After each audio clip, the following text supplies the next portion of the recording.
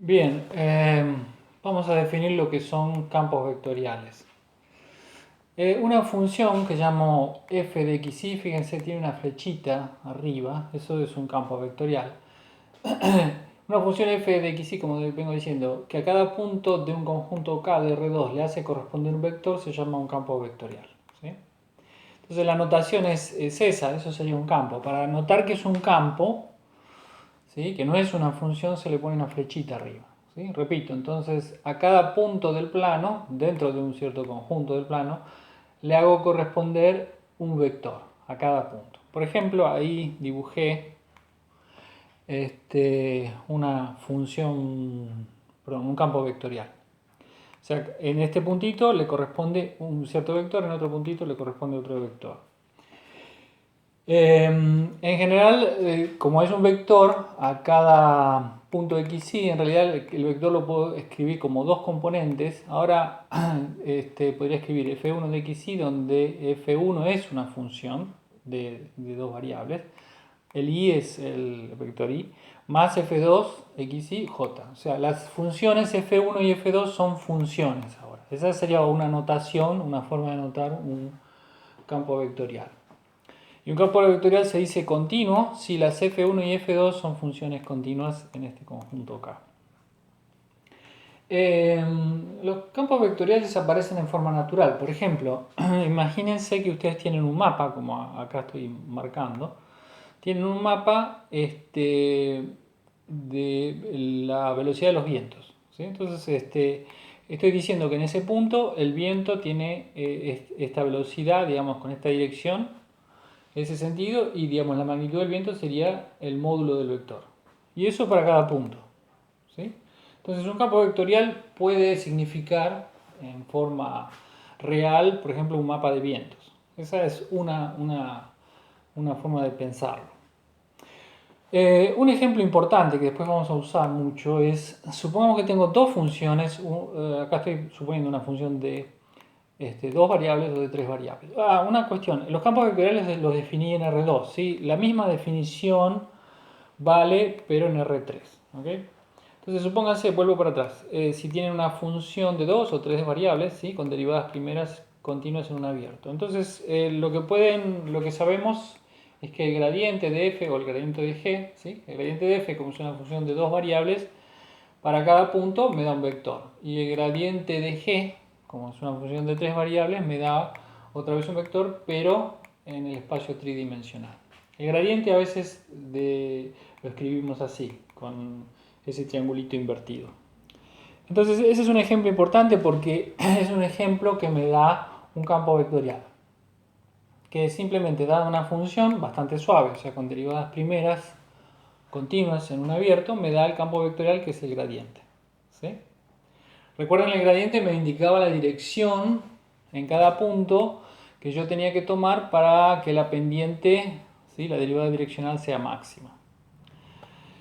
Pero este ejemplo después lo voy a usar. Ese es un ejemplo natural y un ejemplo importante que después lo vamos a tener en cuenta. Bien, vamos entonces ahora a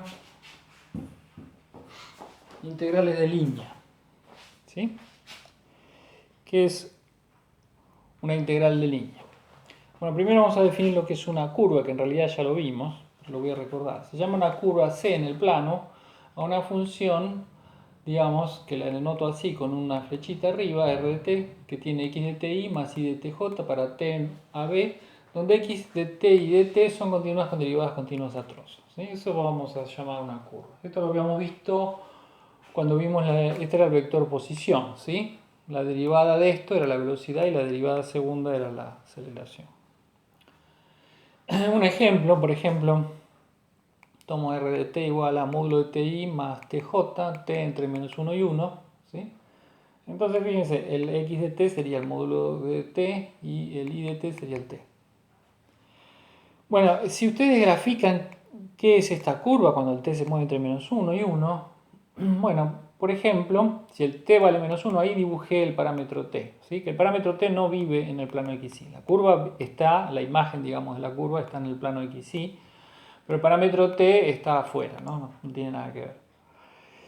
Ahí dibujé, cuando t vale menos 1, ¿sí? Se hacen, ponen acá menos 1, el i vale 1 y el t vale menos 1, ¿sí? O sea que es este punto que está ahí, el punto 1 menos 1. O sea, r en menos 1 es i menos j, está ahí. En 0, por ejemplo, vale 0, 0, 0. Fíjense, el 0 le corresponde el 0, el menos 1 le corresponde este. Y en 1, si pueden hacer la cuenta, les da i más j. I más j. Si uno hace digamos, para distintos t, lo que está sucediendo es que cuando yo me muevo de menos 1 a 1, la curva va desde este punto hasta el 0 y después va para allá. ¿Sí? Las curvas en general, con estas propiedades que estoy pidiendo, pueden tener puntas, como ahí estoy significando. ¿Sí? Podrían tener puntas, porque la derivada es continua a trozos. Por ejemplo, esta función tiene derivada continua a trozos. El 0 no tiene derivada, pero después sí tiene derivada. Entonces lo que le ocurre cuando me muevo entre menos 1 y 1 es que la curva está haciendo este recorrido. Cuando el t se mueve así, la curva se mueve así. Bien, entonces ahí tenemos la curva y lo que quiero definir es lo que se llama integral de línea, que es la siguiente. Supongamos que tengo un campo en un abierto, ¿sí? Acá tengo un dibujo de un abierto de R2, tengo un campo continuo y tengo una curva contenida en el omega. O sea, la curva es la C que estoy dibujando acá. El campo lo dibujé en verde, la curva es esta. Y quiero definir lo que se llama la integral de línea. La integral de línea se nota de esta manera, ¿sí? La integral sobre la curva, que es la curva C, del campo por dr. Dr va a ser, me estoy refiriendo a esta curva. O sea, la curva C la voy a anotar de esta manera. Y la definición es simplemente hacer lo siguiente. Formalmente están integrando en t, así que están integrando en AB. Y acá hay un puntito que significa producto escalar, ¿sí? Entonces es el campo por, y acá no agregan nada porque es como formalmente dividir por dt, multiplicar por dt, están multiplicando escalarmente el campo por el vector velocidad. Recuerden que esto era el vector velocidad. Entonces, lo vuelvo a poner acá. Si uno hace la cuenta, ¿sí? Si uno hace la cuenta, lo que uno hace ahí hace el f por dr. Si uno hace, ahí la hice otra vez aparte, hace la f evaluada es f en la curva, y eso es la f1 en x dt y dti más la f2 x dt y dtj por la derivada es esto, es la derivada de la primera componente i más la derivada de la segunda componente j por el dt, ¿sí? Eso sería lo que iría acá adentro y tendría que ir acá adentro entre a y b. Cuando uno hace escalar esto con esto, fíjense, el i con el i, el j con el j, son la primer y el segundo sumando, ¿sí? Fíjense, es esa cuenta. Y después el i con j, acá me falta un j, ¿sí? Con el i con j es 0, ¿sí? El i con j da 0 y j con i da 0. O sea, estos dos y este con este da 0. Entonces, yo podría definir, mejor dicho, se define la integral de línea como esa cuenta, que formalmente es hacer la cuenta esta del producto escalar, ¿sí? Esta cosa que parece complicada. ¿Cuál es la interpretación geométrica de la integral de línea? La interpretación geométrica es el trabajo a través de una curva, ¿sí? El trabajo, en general, voy a hablar 2 segundos de esto, pero el trabajo, en general en física, se denomina como fuerza por distancia, ¿sí? Fuerza por distancia. Entonces yo dibujé ahí una curva cualquiera, y en un intervalo AB, el t es el parámetro que se mueve, fíjense, el b va a parar al punto final de la curva, el a va a parar primero, y la curva cuando t se mueve entre a y b se mueve yendo del principio al final. Si hago una partición de AB, ¿sí? Ahí dibujé una partición, no dibujé todo, dibujé uno solo. Ahí tengo TI menos 1, TI y el delta TI, que es la longitud del intervalito. Y dibujé el campo, como vengo dibujando, el campo lo dibujé en verde. Supongamos que yo tengo el campo, ¿sí? El campo, y tengo la curva. El trabajo en física se entiende como fuerza por distancia. Agregamos la curva ahí para pasar, cuando va de TI menos 1 a TI, está moviéndose desde este punto a este punto, ¿sí? Entonces, esta sería la distancia. Y esta sería la fuerza.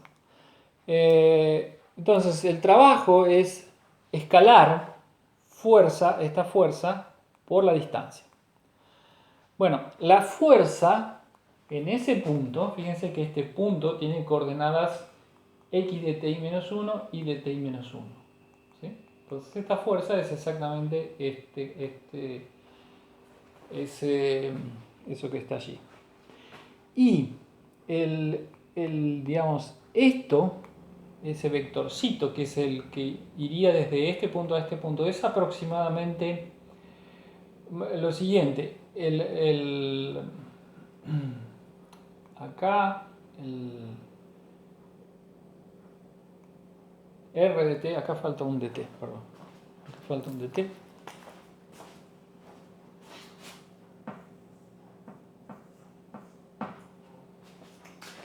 Sería aproximadamente la velocidad en este punto. La velocidad en ese punto es eso que estoy indicando ahí, ¿sí?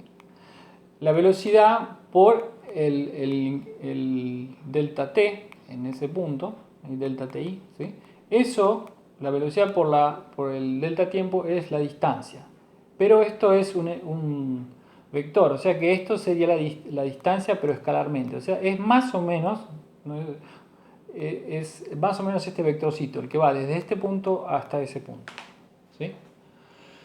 Entonces, vuelvo para atrás. El trabajo es fuerza por distancia, la distancia sería este y la fuerza es esta. Eso para este pedacito. Cuando sumo todos los pedacitos, eso, haciendo la cuenta, es esta integral que queda aquí. Entonces sería el trabajo realizado a través de la curva si yo pienso el campo como una fuerza. Bien, aunque no interesa, pero eso es una interpretación interesante que después la van a usar en física. Ahí pongo un ejemplo. Por ejemplo, si tengo una función, un campo f de xy más ij, y tengo esta curva, r de t coseno de ti más seno de tj, y el t lo muevo entre 0 y 2pi. Esta curva ya la vimos, básicamente es cuando t es 0, fíjense, cuando t es 0, esto es 0 y esto es 1, esto es i. Y cuando el t se empieza a mover, esto dibuja un círculo de radio 1. ¿Sí? T lo pueden pensar como el ángulo, en realidad, que hay entre el eje x y el segmento que se genera entre 0 y el punto donde se mueve la curva. Entonces, esta curva lo que hace, repito, es dar una vuelta completa. Si uno hace la cuenta con esta definición, fíjense, pongo la f1 en x de t y de t. Acá entonces en x tengo que poner el x de t. El x de t es coseno de t. Entonces en x, ¿sí? F1 de x de t y de t es coseno de t, porque en x tengo que poner el coseno de t. Y después tengo que multiplicar por x punto. X punto, la derivada, ¿sí? X de t, la derivada de esto es menos 0. Y después tengo que poner la función f2, que es esta, evaluada en i. La i es el seno, la puse ahí. Y la tengo derivada por, la derivada de i es, la derivada del seno es el coseno. ¿Sí? Entonces, fíjense, esto es 0 lo de adentro, porque acá es más y esto es menos, así que la integral da 0. Si quieren lo pueden pensar físicamente, porque si uno lo mira, ese campo vectorial en cada punto de esta circunferencia apunta para afuera, como lo estoy dibujando ahí. Siempre apunta para afuera. Entonces fíjense que la velocidad o el recorrido es siempre ortogonal a medida que yo me muevo, ¿sí? Por decirlo de alguna manera, si yo tengo que que es el campo, y digamos la velocidad, que sería esta, son ortogonales, esto sería 0. Entonces la integral daría 0, efectivamente da 0. Eso es lo que está pasando. Bien.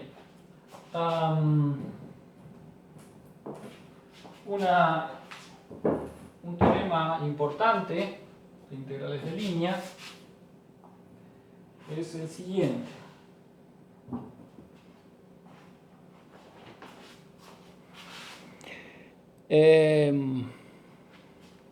Supongamos que yo tengo una función con derivadas primeras continuas en un omega abierto, ¿sí? O sea, tengo un omega, que acá lo dibujé, y tengo una curva, también dada en omega, dada por, igual que antes, una r de t, para t en AB, ¿sí? Por una x de t y de t, todo como antes. La curva estamos pensando que está adentro, así como la dibujé, va desde acá, r de a hasta r de b, y está dentro de este omega. Este vendría a ser mi omega, que no lo dibujé, pero es este.